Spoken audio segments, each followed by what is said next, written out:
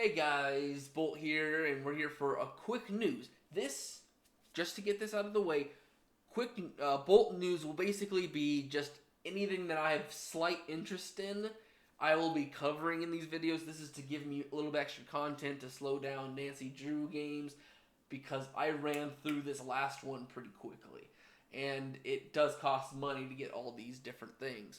Um, so I do have a lot to cover because it has been a little bit since um, big things that were coming out. So there are going to be chapters. There are chapters in the description and throughout. I think as long as nothing's going wrong, there should be in the video uh, adjustment.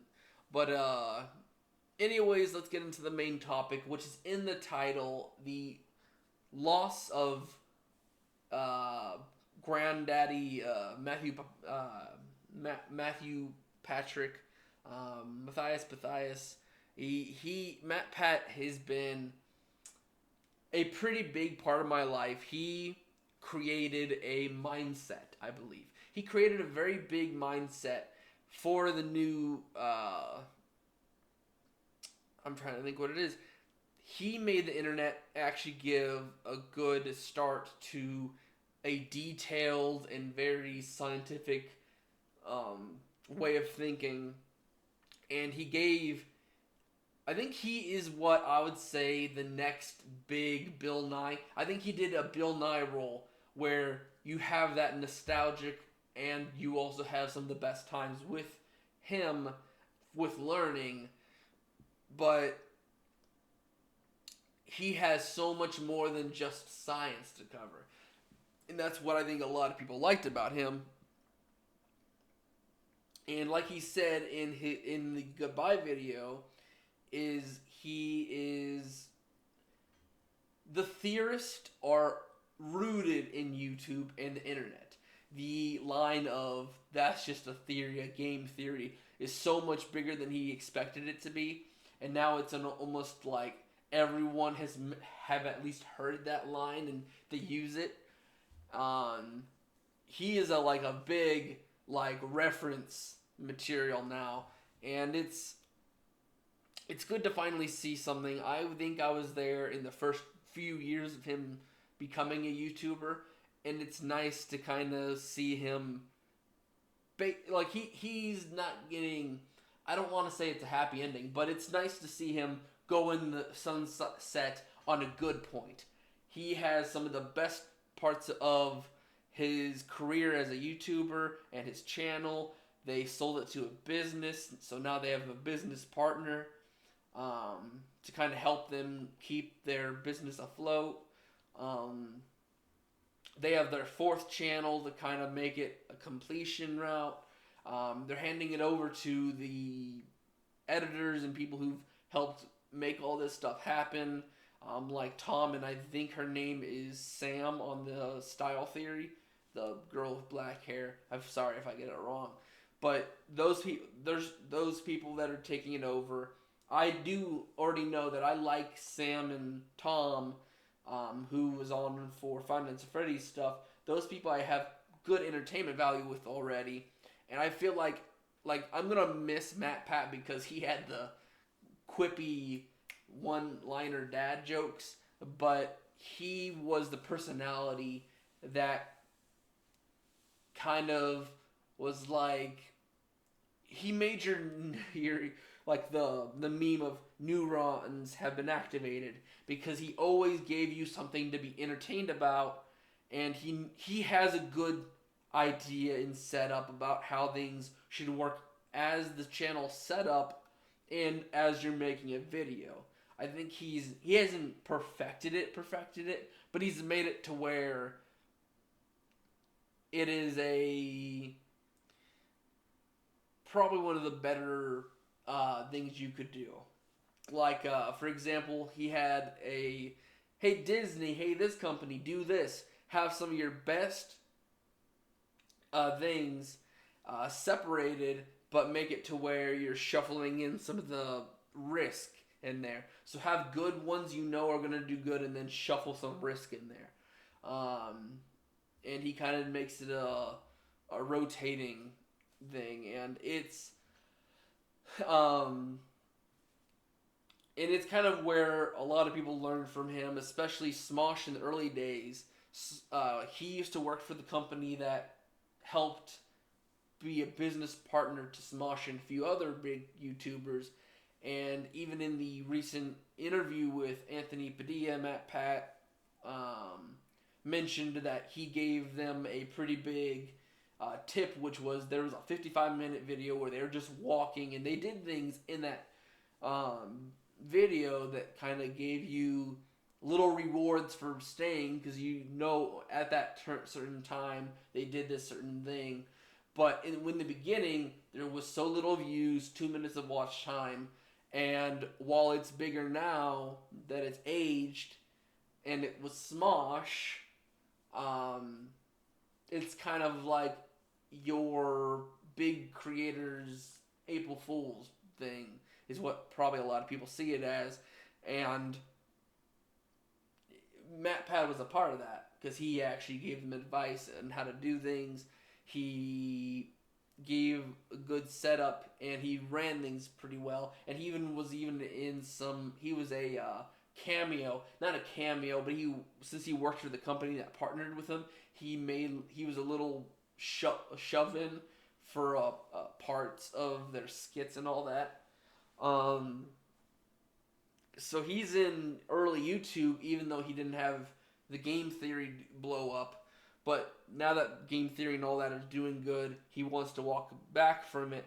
And I'm happy for him, because he's got a good business, so he's practically set. He's got a son and wife to be around now. I'm a little sad that we're not going to get Steph I'm hoping that I at least have Steph come in for one of the last projects with him. Because her as Nugget, the Nugget voice she did for Kindergarten was one of my favorite things they ever did. And then she's got some better quips than MattPatt here and there. She is his better half, I'd say, for sure. And so basically it's just he's set up to where the next gen can take over for him. He can still help make things, but he won't be having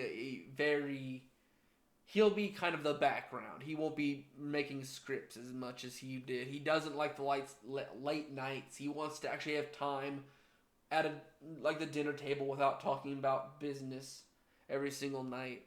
It does feel nice to step back from it, and I think that's most big YouTubers things now. If you've been running this thing for 10 or so years, you're exhausted. You want to do something else, or you want to have freedom to express yourself without draining yourself.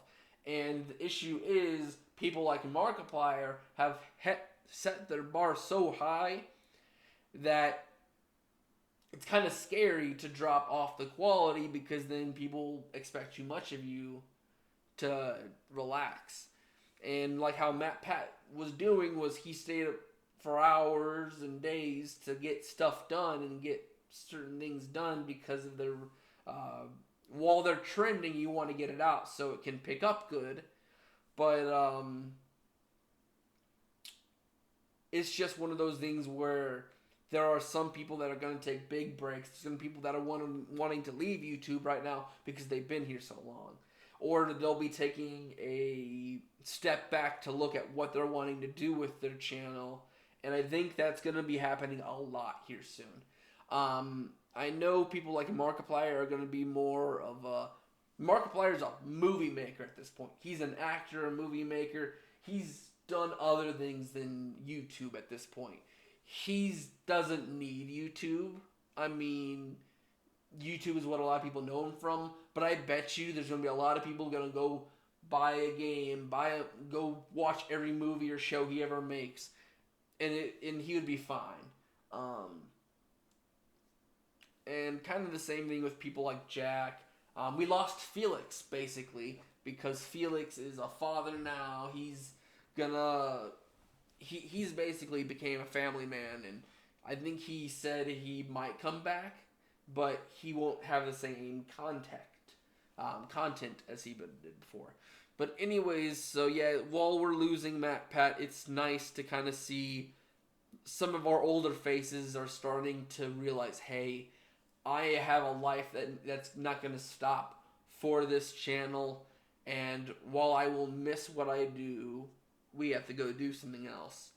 And we will miss, and I am very proud and happy for them, and it's just also like,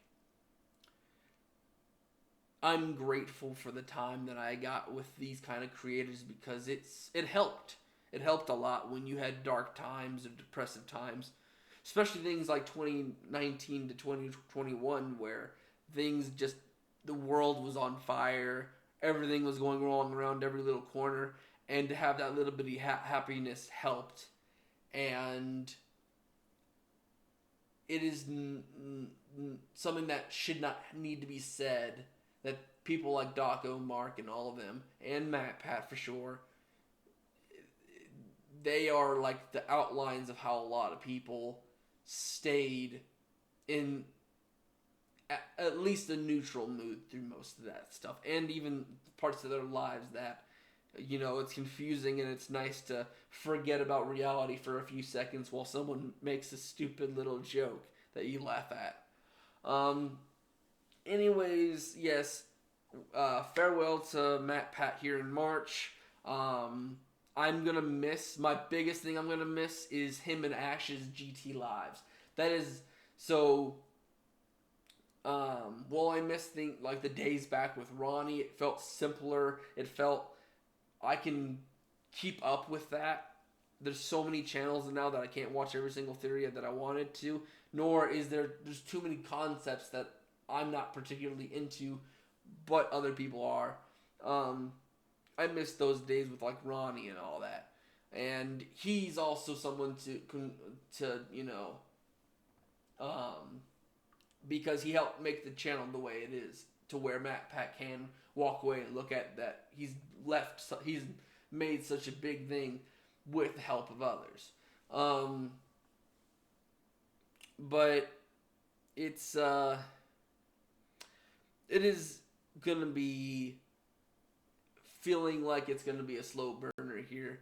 But back to my real quick thing I was gonna say is, I miss the days where it was simpler. Things like Ronnie's edits and all that was such a nice, simple thing, and it's kind of how the game theory became so iconic for how it became and how it was edited.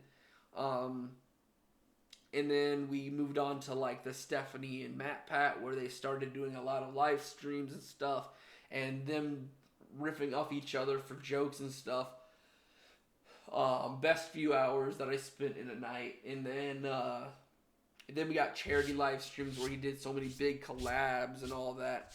It's nice to see him go off of other people like Marco and all that. And then his little collabs with theories made it to where, like, open-mindedness is what the internet needs to learn.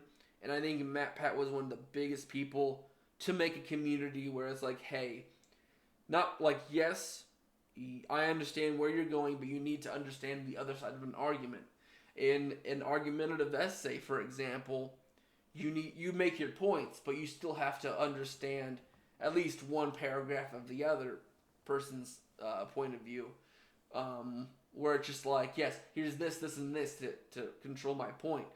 But I do understand that these points are also valid for this. So in case of Five Nights at Freddy's, that is the biggest thing, is he taught us, like, yes, here are true facts, here are the things that I think, and then I understand this creator or this person and thinks this. And while I disagree with this thing, I see where they're going with this, and this also might help with my theories down the line.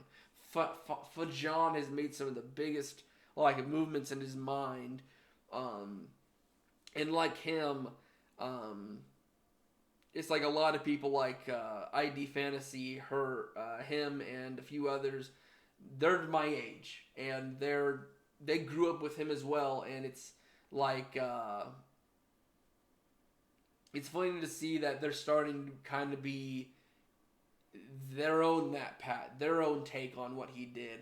Um, Making your own phrases like you need more proof.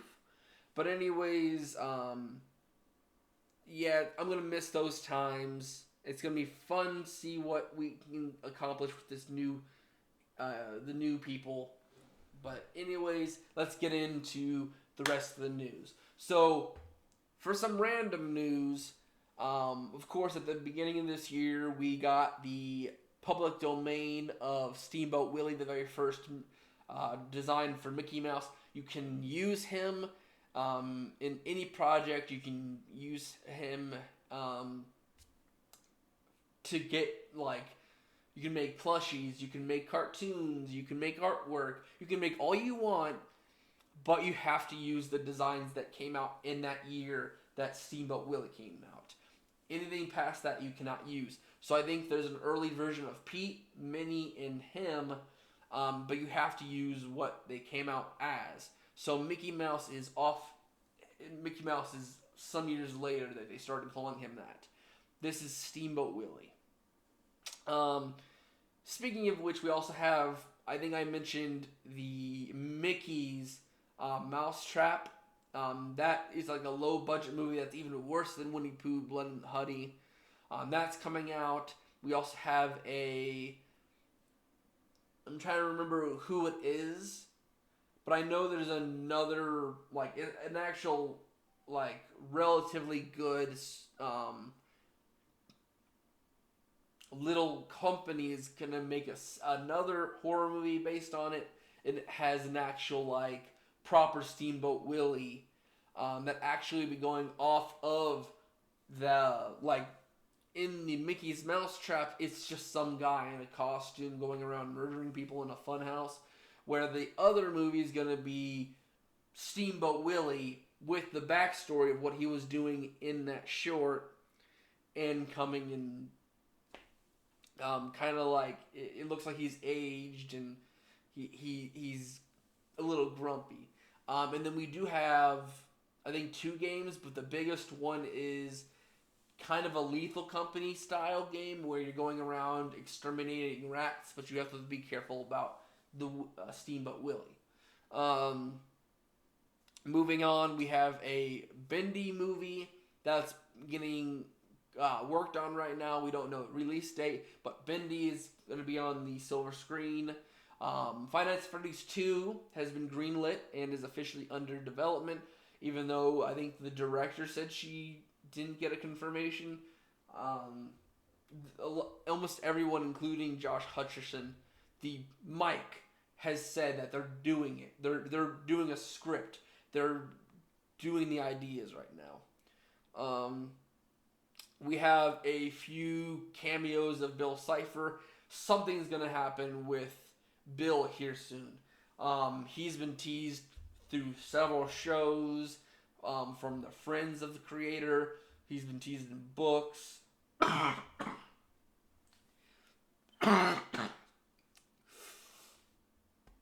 And then we also had some Gravity Falls stuff come out recently that also teased him in some big way.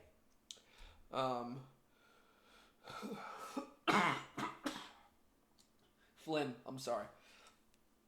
A lot of movies that weren't doing well when they first came out. Normally, we would see the first week or two to say if they were doing good or bad. 1 second. I gotta make this quick. I got someone waiting now. All right, so Bill Cipher's coming back. We got Bendy movie, Five Nights at Freddy's 2. Movies that were doing bad the first 2 weeks are starting to gain back traction through several weeks. So they're not doing as horribly as a lot of people were thinking. Wish was one of the bigger shots, and it was supposed to be the next Disney princess. Actually, let me go through that real quick as a summary. I think it's supposed to be setting up a giant universe of fairy tale land. We see Peter Pan, we see Bambi, and and the main character is supposed to be the fairy godmother from Cinderella. So I think it was supposed to be the first movie in a universe for fairy tales. Or like the fantastical side of the Disney movies. We're going to come back and play a big part in this. But I think they may or may not continue on that because Wish did not do as good as they were thinking. And the biggest thing that came out in the small news was, well, one, we have the we have the death of Pop Tropica that's coming up. I used to play that game, and it's a little sad that, it just doesn't have as popular as it used to be. And the biggest thing that I understand, because it's just gonna happen eventually. It may be stopped by laws, though, because you cannot create a monopoly, and that's what this is. Paramount might be buying out Warner Brothers. There's whispers going around.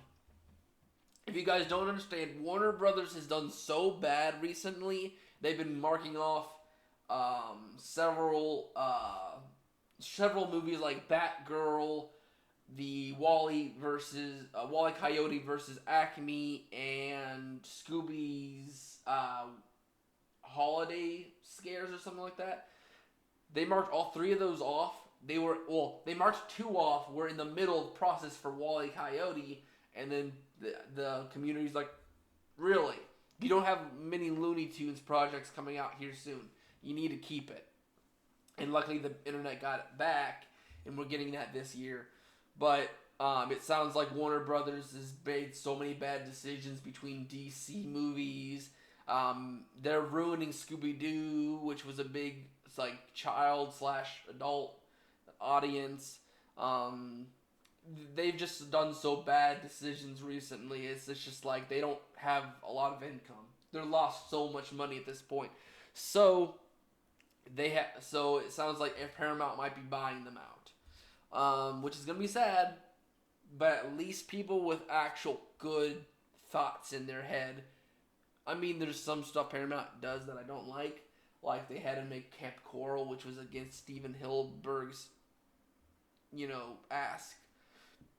But I'd rather have people that know what they're doing with big projects. When an IP does good, you don't ruin it. But anyways, now that that's done, let's get into games that are going to be releasing. Come on. Alright, so... Oh, come on. Really?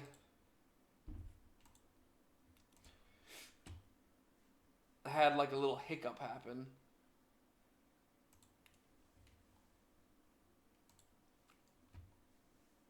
Okay, January. It doesn't look... Oh, Prince of Persia is coming out. That's coming out. We got The Last of Us Remastered coming out. Well, Last of Us Part 2 Remastered is coming out. Tekken 8. Jujutsu Kaisen Cursed Clash is coming out on February 2nd. Suicide Squad Kill the Justice League is also coming out that day. Persona 3 re-upload. Let's see here. We got Tomb Raiders 1 through 3 remastered coming out on Valentine's Day. We got Mario vs. Donkey Kong on the 16th of February. Slave Zero X. I'm going to say that's going to be a Mega Man universe game on the 21st. Terminator Dark Fate coming out on the 21st.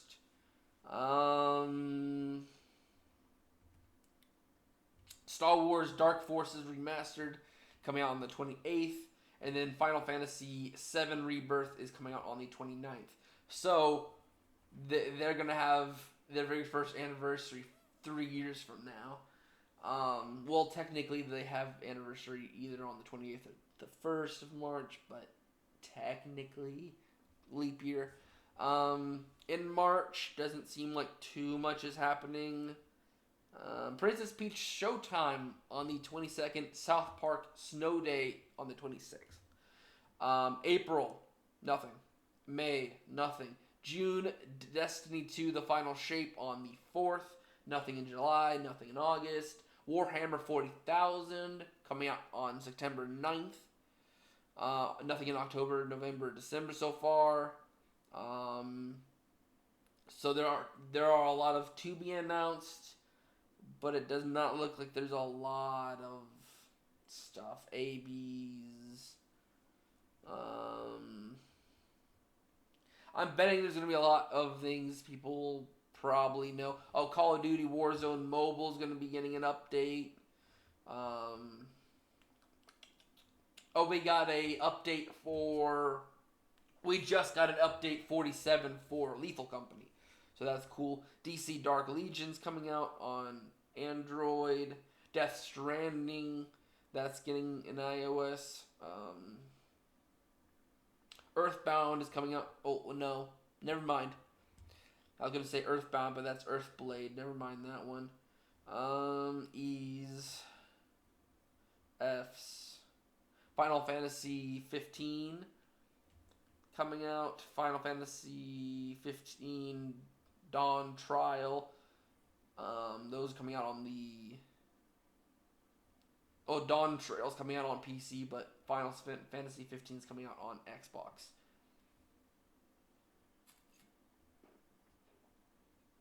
Funko Fusion's coming out on PC. G.I. Joe Wrath of Cobra is coming out on the Switch and PC.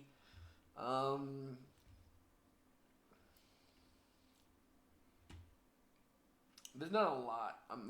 That's John Carpenter's Toxic Commando coming out on consoles and PC. Lightyear Frontier, that might be a Buzz Lightyear thing coming out on Xbox and PC. I'm guessing that's more of a space thing than Buzz. Little Nightmares 3 is coming out this year. That's cool. I'm going to be playing the second one here soon when I get some stuff knocked out of my backlog. Metal Gear Solid Delta Snake Eaters coming out on the new gen and PC. Ends. P's.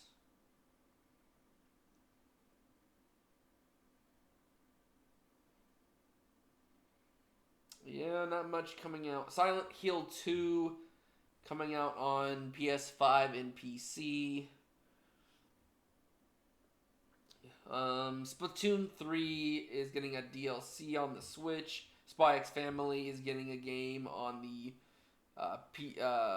PlayStation and Switch, and of course PC. Star Wars Outlaws on the new gens.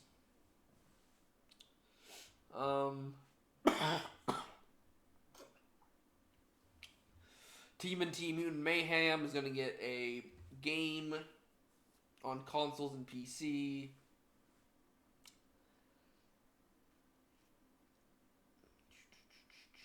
I hate when they start with the. That looks like all the games. Moving on to shows.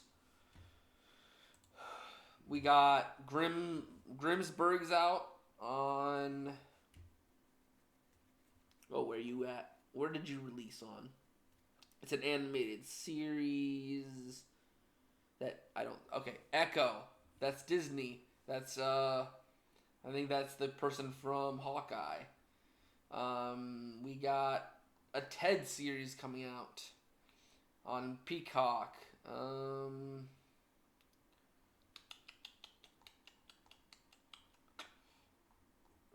We're getting the Rick and Michonne series here in February for The Walking Dead. That's cool.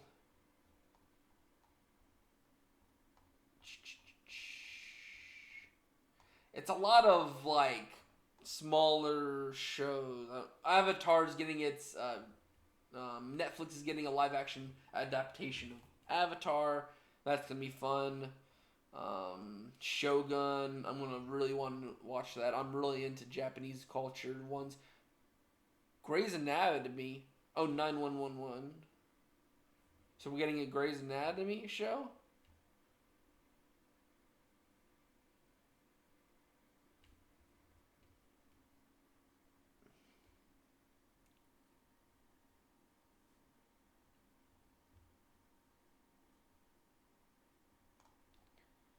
911. So there's a third series coming to the Grey's Anatomy. Um,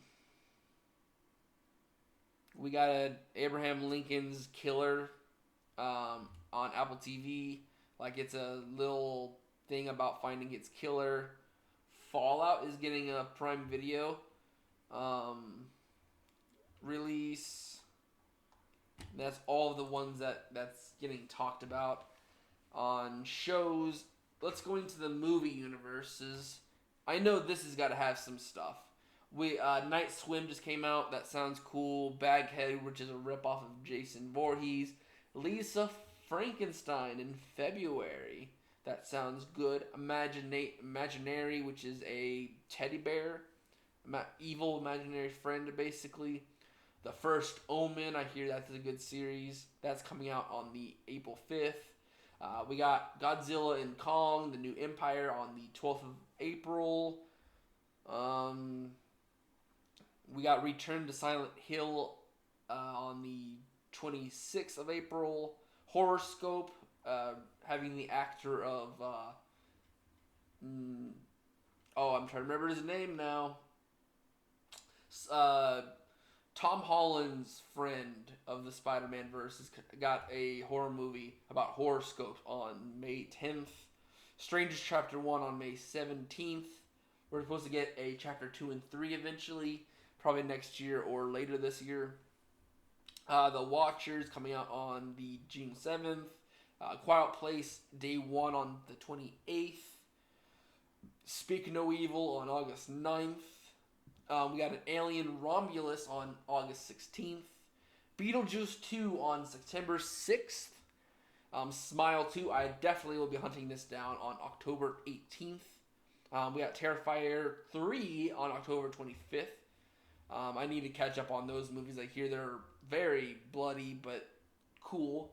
Nosferatu, which is like the New Day vampire on December 25th. And then we have a fourth Jordan Peele movie in the works. And Salem's Lot is the only other one. Oh, no. Salem's Lot, The Toxic Avenger, Winnie the Pooh, Blood and Honey are the only ones that are not confirmed. We got Deadpool 3. I thought that was supposed to be pushed to 25, but a lot of sources are saying it's supposed to come out in the middle of the summer. Despicable Me 4. Kung Fu Panda 4. Kingdom of the Planet of the Apes. The Joker 2 with the Harley Quinn that has Lady Gaga playing as her. We got a Wicked Witch of the West movie called Wicked. We got National Treasure 3 apparently coming out. I'm hoping... Oh, great. I can't remember his name.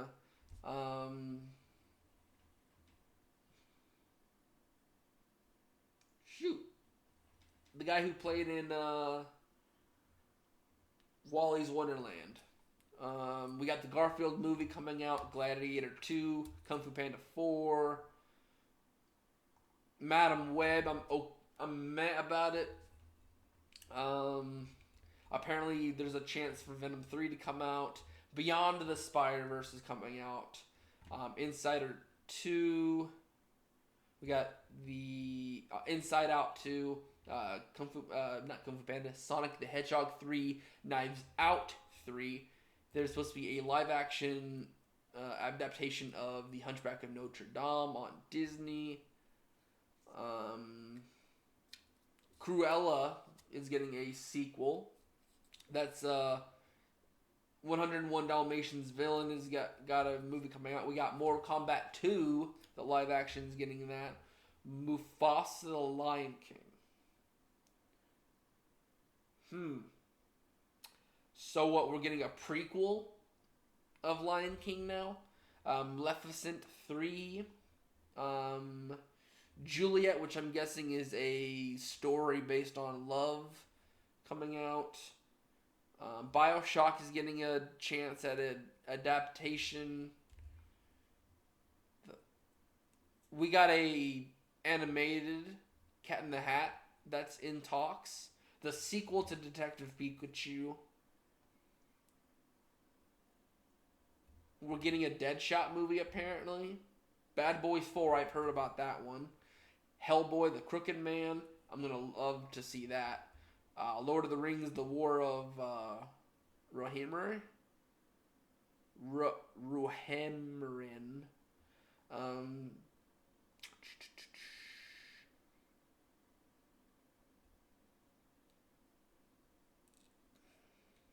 We got a Sesame Street movie coming out. Okay.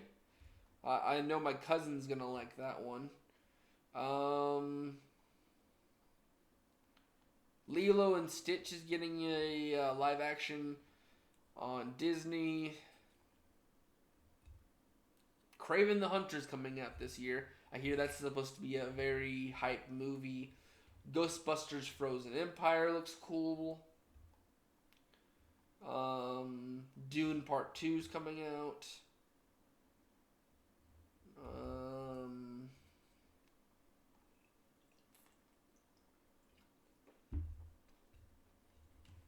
And Coyote versus Acme. Anyways, I'll see you guys in the next one. Bye-bye.